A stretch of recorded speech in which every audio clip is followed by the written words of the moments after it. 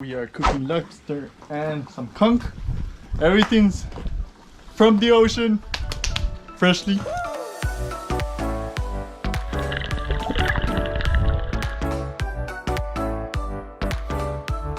You see right here. Your first lobster, baby! I'm Andrea, that's Alejo, those are our bears Ozzy and Echo, and this is our home, Hakuna. Subscribe to join us every Sunday as we explore the world above and below the surface. What's up, everyone? So, we made it to Lee Stocking and our friends gave us some really good spots for spearfishing, for catching lobsters, and as you know, Alejo has been trying to catch a lobster for, I think, since we arrived to the Bahamas. As we have not seen not one lobster we have seen. So today is going to be the day where we hopefully catch something. Baby, what are you doing? One of our toilets is still having problems. So it's not that the toilet is clogged because we're using the product that our patient Patrick gave us, but we're having some issues with the through hole. I think it has something inside that is not letting, I don't know, the poop come out. So I'm gonna let go of that. That's a nice way of saying it. It's your The poop. No, it's your poop. toilet, your poop. It's your poop, your toilet. He's gonna put a rug around the hose, then put in the hose in the through hole, turn on the water, full pressure, and then just pull it out, and I think that should fix it. Well, at least it should.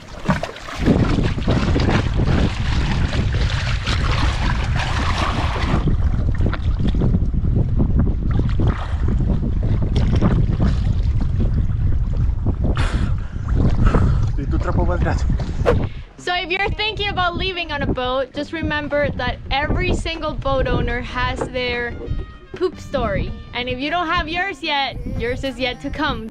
And if you live in a house and you're thinking to yourself, that is so disgusting, how can these people swim where they're trying to open their tank? Well, let me tell you something. Where do you think the big giant cruise ships and those big giant massive yachts and boats that have giant tanks and the cities and all that stuff, where do you think they dump all their poop and all their pee and all that stuff? It is in the ocean. It is not nice, it is not pretty, but it's the real life. So when you're when you're going in the beach and you're just taking a swim, just know that that cruise ship that is 3 miles out, it could be dumping their poop and their stuff right where you're going. So the problem is actually thinking that human waste or trash is completely gone and completely disappears once you dump it or throw it, because it doesn't. It has to end up somewhere. To put it in context, in 2017 the city of Miami actually dumped partially treated human waste offshore in the ocean. So you're talking, if this is what the city of Miami does, that has funds and has an infrastructure, what are the other cities doing? So yeah, a lot of human waste ends up in the ocean.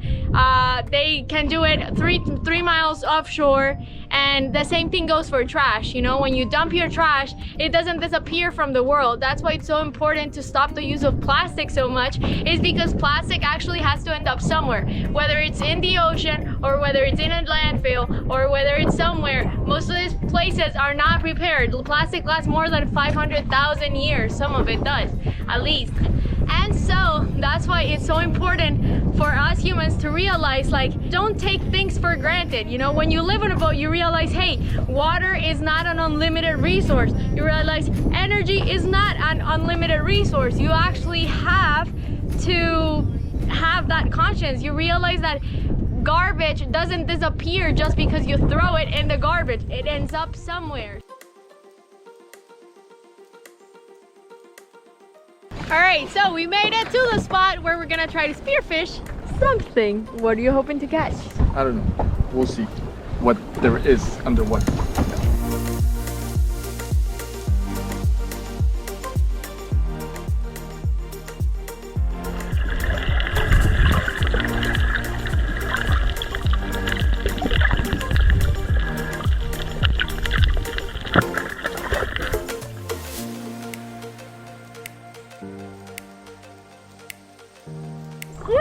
That's a good sign. I know, it's fun. We're eating conch.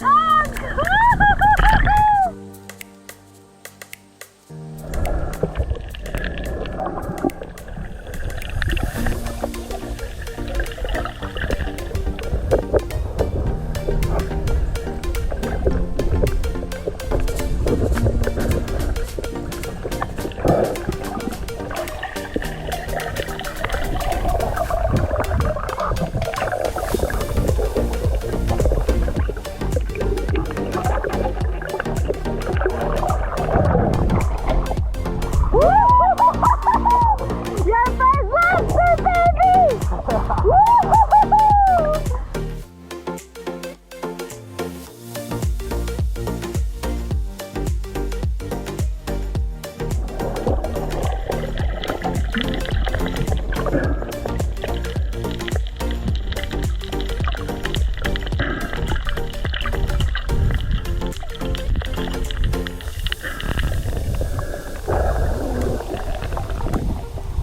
Woo-hoo-hoo-hoo! Ese está bueno. Number 2.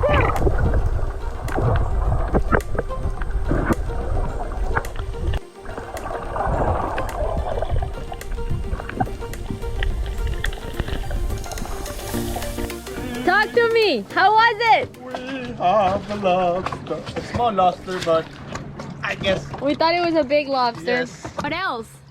we have 2 conchs. Woo! Big conchs. And now we need to learn how to make conch. Conch!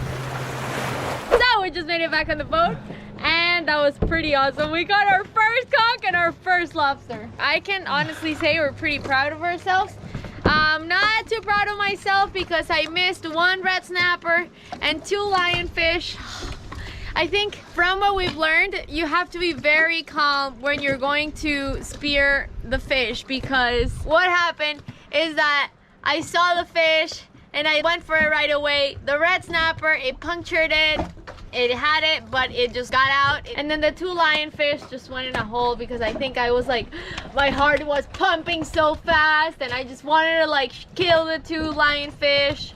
I really like killing lionfish. Sounds bad, but they're very bad for the reefs and they have no predators here. So I can't believe I missed them. They were huge lionfish. That would have been a nice dinner. But we have our first dinner. This one's massive, yo. Yeah, it's big. So how do you feel? So proud. You are? Are you I'm happy? proud of you that you caught the 2 conchs. And I'm proud of myself that I caught the lobster. Tell me, what have you learned from spearfishing that you were telling me that I need to do next time? So when you go down, I think it's very important to stay calm, because it's like when you're going down, your heart beats like 1,000 reps. So just go down, see a fish, and then bah, shoot it. So this is our first time catching conch, and so we're gonna YouTube how to get conch, and not how to, what is it? How to open the conch shell and get How the to take it out. How to take it out, yeah. So the first thing that we have learned is that the conch needs to have a pretty defined lip, which is what you see right here, and it has to be pretty thick. So that means that he's old enough, and so that means you can actually eat it, because if not, you need to wait till it grows and then you can actually eat it, so that it's sustainable fishing, you know? You don't want to just kill everything and just go out, and no. We want to make sure that he's old enough and that we can actually, that he has time to reproduce and do his thing, right? Yeah, so you open a small hole above the second horn. So be first one, second, so above here, right? Uh-huh. Or is it here? No, above the second, Here? yeah. So a little hole. Yeah.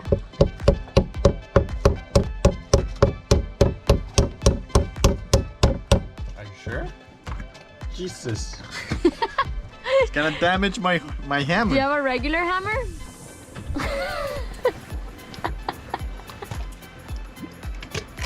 What do you mean? I can't get the nail.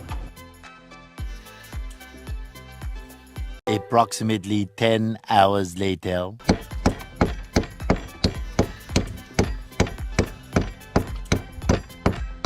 Whoa, we call Andrea the conch master because she got both of them out.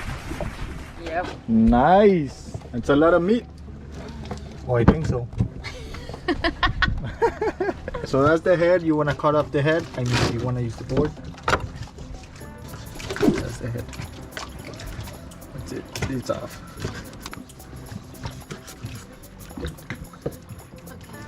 I think we cut his head off. Let me tell you, it was a lot harder than you would think when they tell you, oh, But we're let's have some learning. salad." We're learning. It was the Well, first yeah, it one. was freaking hard. Here we are, 2 hours later, still working on the conch. Guys, so we have the conch already, only the white meat. Not a lot. We're gonna hammer it down and then we're gonna make some conch fritters. We're making some conch fritters. I'm gonna make half. I diced them really small, put onions, bell peppers. I'm gonna put a little bit of flour, tomato paste, and then create like little balls and just fry them. Andrea is making some French fries. Yep. Dangerous French fries. Dangerous. Explosive French Explosive fries. French fries. And we're gonna also make like conch fritters, but just like the conch really like slices, and then I'm gonna hammer them so it gets soft, and then we're just gonna do some breadcrumbs and then just fry it, and we'll see what's better. We'll let you guys know. Why are you doing that? Because it has to be soft. Tender. Yes, tender. Because the conch, it's like a giant muscle. So once you cut it, it's like Dense. super. Yeah. We're making little balls of this, and we are frying our first fritter, Conch fritter. conch fritter, so we can see if it's good or not. Woo! So we were dreaming about the day that we were gonna make our own conch and make our own lobster, and we have the fried conch. It's not very healthy, a lot of fried food. Plus, we also made French fries, and we're making the lobster, and we also made some typical Bahamian sauce that's like a little spicy with some mayo and some ketchup. It's weird. Ketchup, mustard, mayo, and spicy. We had never tried it before. And we're making the lobster here. Woo! Did you dream about the day that you would have lobster? Yes. That you would be making your own? That will be cooking our own lobster. How do you feel? Is it a special day today? A very special. Why? Look at the day. We are cooking lobster and some conch. Everything's from the ocean, freshly caught.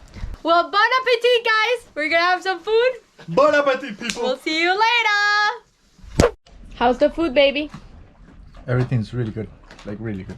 You mean your lobster? How's the lobster? Delicious? Love it? I just ate it all.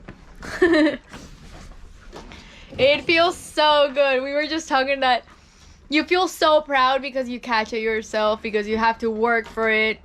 So it's so special, and you feel so grateful that the ocean can actually feed us. It's so special. But anyway, just wanted to share that. So it's good? Love it? Love it. We'll see you later. Say goodbye.